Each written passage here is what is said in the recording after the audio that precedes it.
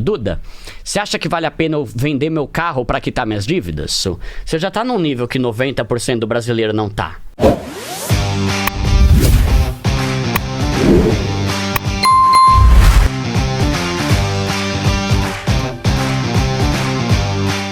Para organização financeira. Cara, primeiro, né? Tem a ver com estudo, mas eu vou dar exemplos práticos. Mas por que tem a ver com estudo?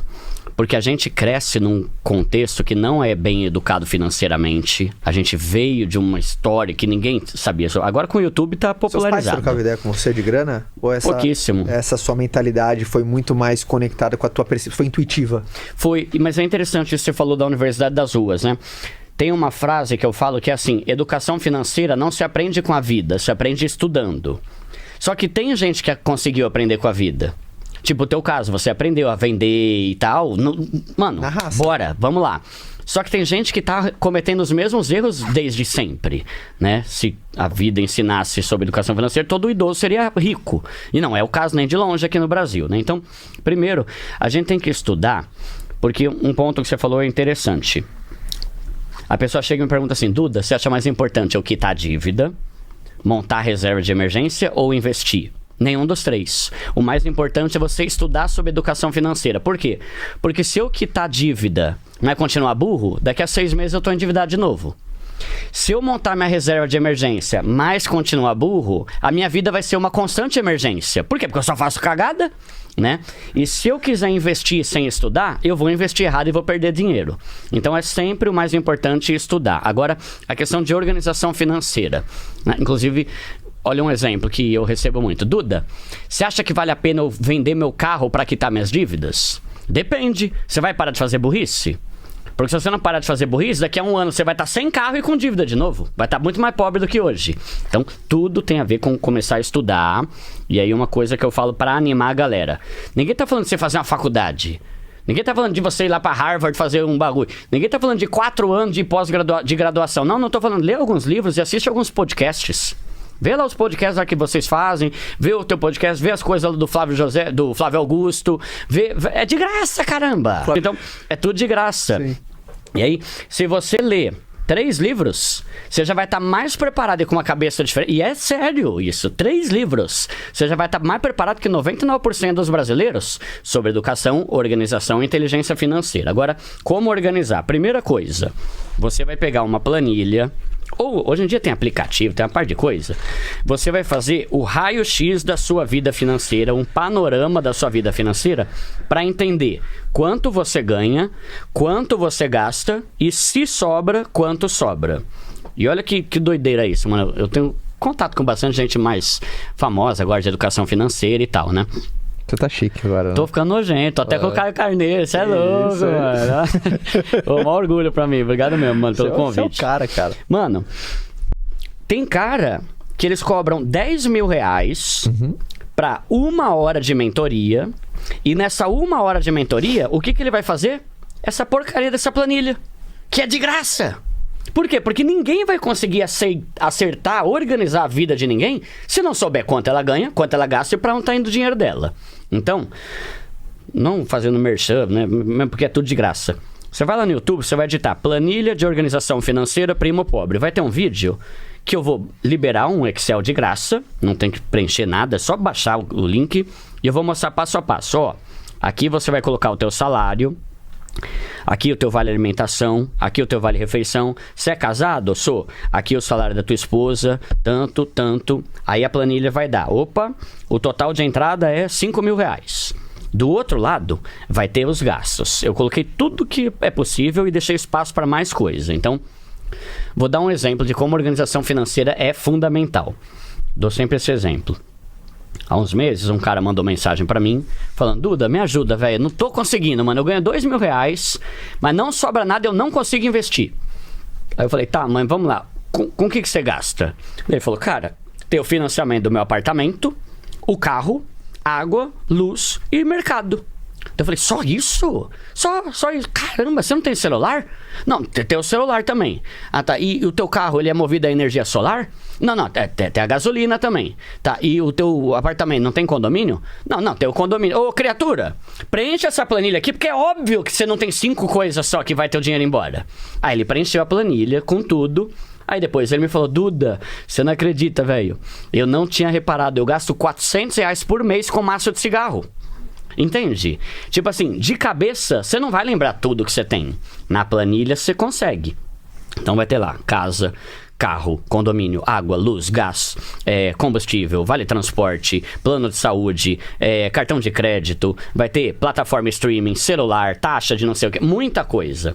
Com essa planilha, você vai ver o que tá errado. Peraí, Duda. Porque a planilha já dá um sinalzinho de alerta ali. Tipo, ó, a tua entrada aqui tá dando 5 mil... E somando tudo que você tá gastando, tá dando 6.200. Tá louco? Tá errado. Então você vai ter que fazer o quê? Ou você vai ter que... Aí você visualizando essa planilha... Opa, por que eu tenho 4 plataformas de streaming se eu não tenho tempo nem pra cagar direito? Então vou cortar aqui, vou cortar essa, vou ficar só com uma que é mais barata. Por que eu tô gastando tão caro no meu carro? Eu não posso ter um carro mais barato? Vou cortar. Aí a planilha vai se equalizando para que o quanto você ganha se torne maior do que o que você gasta, né? E fazendo isso, você vai conseguir ver para onde está indo o seu dinheiro. Porque é absurdo, né? Eu falei até no começo, né? Que no começo eu não gostava de falar para rico e ainda prefiro falar para pobre. Mas eu dou palestra para empresários também. Cara, esse dia eu tava vendo alguns dados... 55% dos empresários... não sabem dizer quanto ganha, quanto gasta e se gasta mais do que ganha ou não dentro da empresa. Tá ferrado essa empresa aí, velho. Em relação às finanças pessoais dele ou do negócio dele? Da empresa. Não sabem confirmar, e aí na minha apresentação que eu dou de slide, tá lá o artigo, né? O cara não sabe precisar se ele tá tendo lucro ou prejuízo todo mês. Por quê? Porque ele não faz ideia de qual que é o gasto dele. Geralmente você fala, o empresário se pergunta se ele faz DRE, a maioria fala, o que é isso? Uhum. É o demonstrativo do resultado do exercício, que é como se fosse o raio-x. Que é justamente essa planilha para pessoa física, né? É o raio-x do seu negócio. Os dados operacionais, quanto foi despesas administrativas, enfim, você tem todo o raio-x do seu negócio. Cara, minimamente, um empresário que não faz uma DRE, ele tá assim. Sim. Ele tá tocando um negócio. Ao Deus dará, né? Vamos ver feeling, o que vai dar isso aqui, né? E na verdade, todos nós somos uma empresa, né? Todos nós temos uma empresa com linha de receita, centro de custos, contas a receber, contas a pagar. Então... Não, e é legal, Kai, que essa planilha, ela é bem simples, mas a pessoa já consegue ter um panorama. E aí lá no final eu falo, cara, se aqui, ó, os seus gastos estão dando mais do que aqui, você tem 2 opções. Ou você diminui aqui os seus gastos, e aí você vai vendo, cara, vou ter que cortar isso, vou ter que cortar a saidinha, vou ter que diminuir o lazer de 300 para 200 reais por mês. Ou você vai ter que aumentar a parte de entradas. E lá tem. Qual a sua renda extra 1? Qual que é a renda extra 2? Qual que é a renda extra 3? Entende?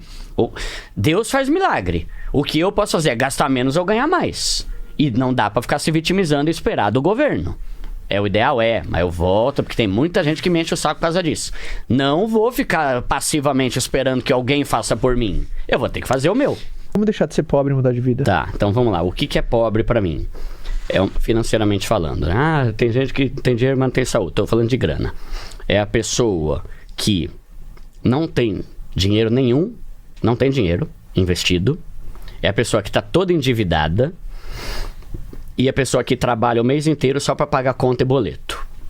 Isso para mim é uma vida ruim, que eu colocaria como uma vida pobre.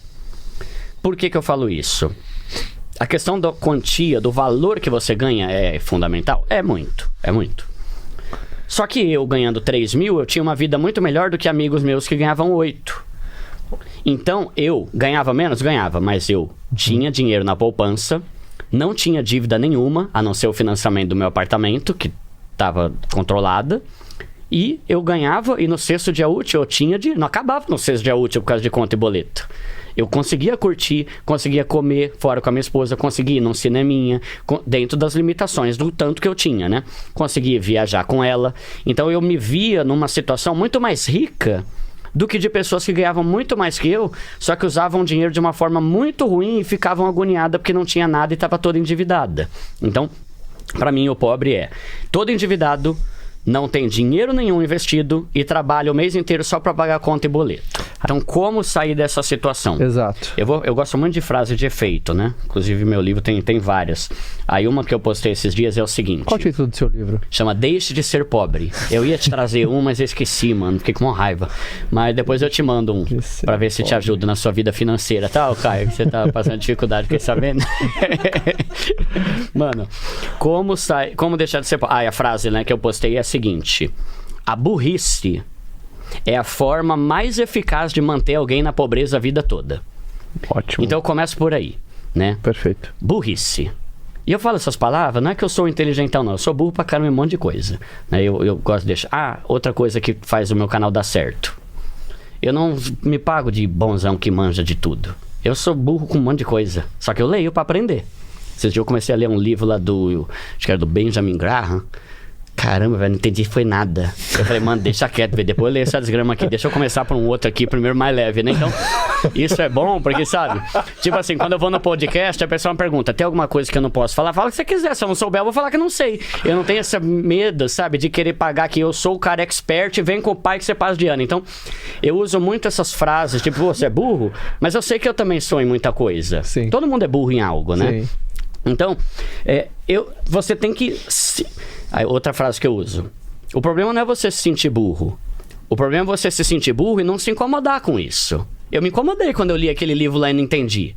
Aí eu falei, caramba, eu vou ler esse pra eu estar preparado pra esse, que eu não sou fio de jegue, né? Pô, como é que o cara escreveu o livro e eu não consigo entender, né? O cara escreveu o bagulho, o Clóvis de Barros que fala uma frase assim que eu acho muito louca, Você só né? precisa ler, você não precisa entender. Mano, o cara criou o teorema de Pitágoras, você não consegue aplicar, velho. Muito engraçado esse vídeo, né? O cara descobriu o bagulho e eu não consigo fazer a conta. É da hora. Mas sabe isso? Ele até fala no vídeo, o Clóvis, né? É que nem o teorema de Pitágoras. Ele descobriu o teorema, você só tem que aplicar no triângulo retângulo. A hipotenusa é tanto, o cateto é tanto quanto é o outro cateto. Você só tem que pegar a hipotenusa, levar o quadrado, o cateto ao quadrado, somar, diminuir e chegar agora. E você erra! Vá ser burro na cadeia, velho! Você tem que ter esse brilho, velho. Não, cara. Eu não nasci pra ser um filho de jumento. Eu preciso entender as coisas, né? E aí, esse é o primeiro passo pra você sair da pobreza. Tem um livro que eu gosto muito, do Napoleon Hill, que é o mais esperto que o diabo. Muito bom. Aí ele tem uma sacada lá que eu acho muito louca. O cara chega, né? É como se ele estivesse sentado na frente do diabo. Pra quem não leu, leia. Tem esse livro miniatura, mano. Acho que por R$ 9,90, né? Aí... o cara meio que chega na frente do diabo e fala, diabo, mano, na boa, velho, me explica um negócio, como é que você consegue manter tanta gente na pobreza, mano? Como é que você consegue ser tão bem sucedido em manter as pessoas na desgraça, na miséria? Aí o diabo responde, né? O segredo pra manter tanta gente na pobreza é fazer com que elas sejam alienadas. E aí, nas minhas palavras, né? O que é um alienado?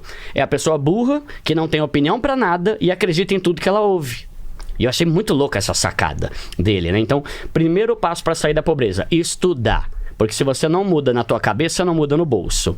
Aqui eu já começo a pensar, caramba, eu tô parecendo esses papos de coach, né? Porque coach fala muito de mindset, né? Uma palavra combatida, né? Mas né? Infelizmente ou felizmente você tem que começar a entender como usar o dinheiro de forma inteligente, entender como ganhar, entender como multiplicar.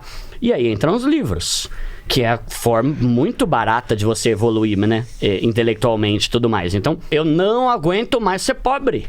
Caramba, velho, todo mundo eu vejo aqui no meu Instagram indo viajar e só eu que não tenho dinheiro nem pra ir pra Carapicuíba, caramba, né? Entendi. Então, primeiro passo da mudança é o reconhecimento. Eu não aguento mais e tem que mudar. Boa. Segundo, estudar. Agora eu tenho que começar a aprender e estudar sobre esse negócio para ver o que eu tô fazendo de errado e como eu posso melhorar. Terceiro, você fazer renda extra. Por quê? Porque no Brasil a maioria ganha pouco. Eu também ganhava pouco. Só que com as rendas extra que eu fazia, eu mais do que dobrava o meu salário CLT. Então, trabalhar e fazer renda extra. Fez a renda extra? Quitar a dívida. Por quê? Porque o brasileiro tem muita dívida, 80% das famílias estão endividadas, então tá tudo lascado, aí a cabeça fica ruim, a saúde mental fica ruim, ele não pode mais curtir a vida porque ele tem dívida pra caramba, então quita essa porcaria aí. Sexto, fazer montar sua reserva... Quinto, tá. montar sua reserva de emergência, né? E sexto, começar a investir. Né? Aí agora a riqueza, ela vai ter vários níveis, assim como a pobreza também tem vários níveis, né? Então, você pode... o que é uma pessoa rica? O simples fato de você ter dinheiro para comprar as coisas que vão dar alegria e qualidade de vida para sua família, sem se endividar e sem se lascar para conseguir isso, você já está num nível que 90% do brasileiro não tá.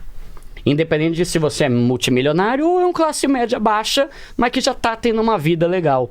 Então, tem graus de riqueza. E uma coisa que eu tenho aprendido, né, é que quanto mais a gente ganha, mais a gente quer ter coisas incríveis. Só que no meu caso, e aqui também vai parecer demagogia, mas enfim, eu não me importo muito com coisas luxuosas. Só que eu reparo que quanto mais eu enriqueço, mais coisas da hora eu quero fazer pros outros. Legal, cara. Então, por exemplo, eu queria ter um valor X. Aí eu consegui, alcancei. Caramba, alcancei! Só que aí eu penso, velho, mas para eu comprar um apartamento legal para meus pais e para os meus sogros, hoje em dia aqui em São Paulo é 800 pau um apartamento de 70 metros num bairro legalzinho. Eu preciso ter 1,5 milhão. Então, vai subindo as coisas. Agora, por exemplo, eu tô sonhando com o quê? Tô mexendo uns pauzinhos aí para entrar no setor imobiliário. Só que eu quero ter uma empresa tão da hora, não para eu ter 2 Ferrari e um jatinho, para que eu possa dar um apartamento por mês no meu programa Pobre Show para os seguidores. Entende? Tipo, você vai criando um bagulho cada vez mais louco, que não tem a ver comigo. E eu sei que tem gente que não pensa assim. Tem gente que pensa, Duda, mas eu quero ter uma Ferrari e um Porsche. Tenha. Eu não vejo problema nisso. Agora, o que eu acho zoado da riqueza é a pessoa que cresce só para ela mesma. Sabe? A pessoa não ajuda ninguém, não beneficia ninguém. E isso eu dou graças a Deus, porque todo dia eu oro ali, faço meu devocional falando, Deus, não deixa que o dinheiro me corrompa. Eu não quero ser cegado pelo dinheiro. Eu já tô ganhando um dinheiro que eu nunca imaginei que eu ia ganhar na vida. Só que isso não mudou em nada na minha vida.